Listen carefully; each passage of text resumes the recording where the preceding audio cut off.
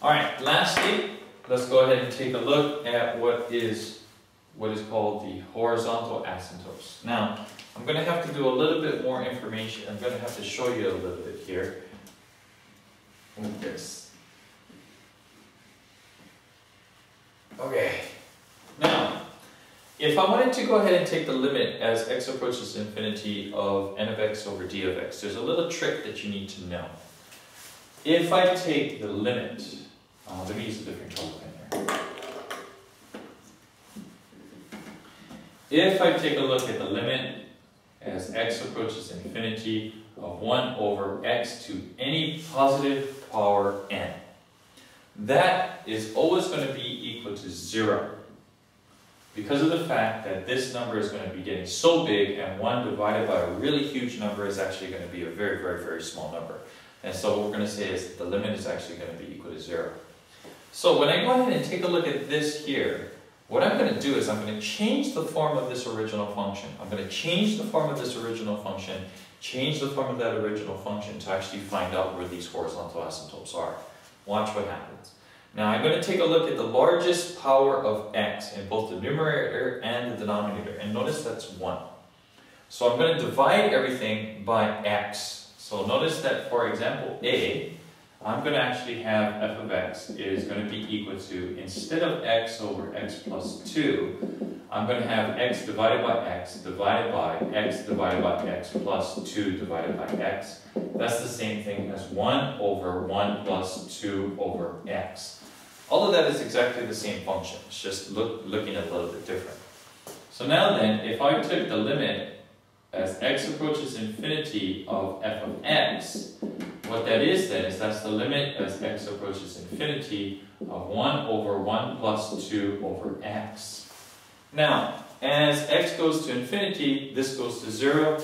That means that that's equal to 1. This right there is the horizontal asymptote. So, here you go.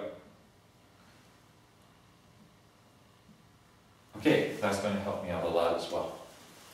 Okay, let's take a look at the next example here. This one here. This is b.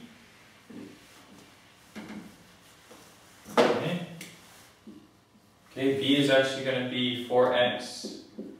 Notice I'm looking at the largest power of x, that's x squared. So I'm going to take that 4x and I'm going to divide it by x squared. I'm going to take the x squared divided by x squared. Oops, sorry, x squared divided by the x squared.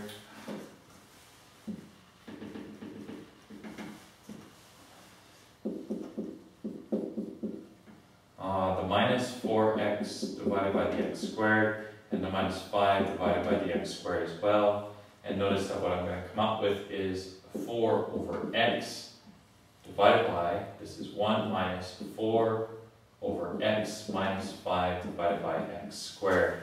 Now if I take the limit as x approaches infinity of this f of x, what I'm going to come out with is that, of course, is going to go to 0. The denominator is going to be 1 minus 0 minus 0, which is 0. That means that that is my horizontal asymptote.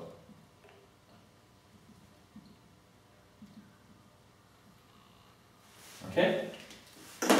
Okay, let's take a look at the last one.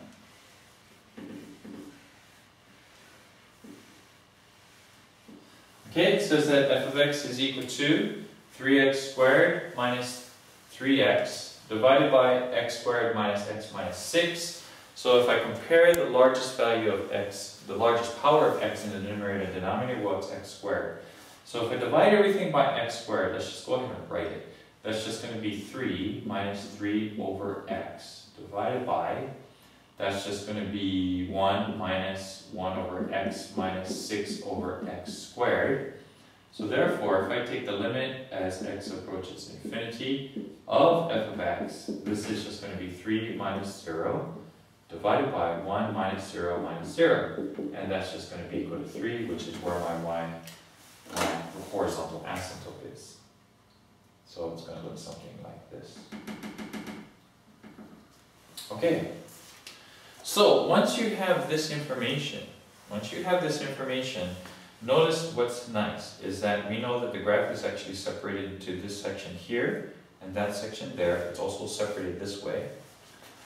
It's separated into this section, that section, that section, this section, that section, and that section. And you know that the function, as it gets larger and larger, is actually going to be approaching this green line. It's going to be approaching the green line as it gets further and further out. Approaching the green line as it gets further and further out. Now, if you couple this with the knowledge and skills that you have with the first derivative as well as with the second derivative, you should be able to come up with a pretty good representation of the graph without having to graph that many points. Okay, so what we're doing right now is we're really trying to put all the pieces together to make sure that you can actually come out with a graph. Given any kind of function, whether it's a rational function or whether it's a non-rational function or just a polynomial, if you use the first derivative, the second derivative, if you can find the x-intercepts, the y-intercepts, if there's vertical asymptotes and the horizontal asymptotes, then you can actually come up with enough algebraic information to come up with a graph without having to graph that many points. Okay, and there you go. That's how we go ahead and analyze rational functions so that we can come out with the vertical asymptotes, the x-intercepts, and the horizontal asymptotes to help us actually graph these types of functions. So give it a shot, we'll see how you do, and good luck. Okay, bye.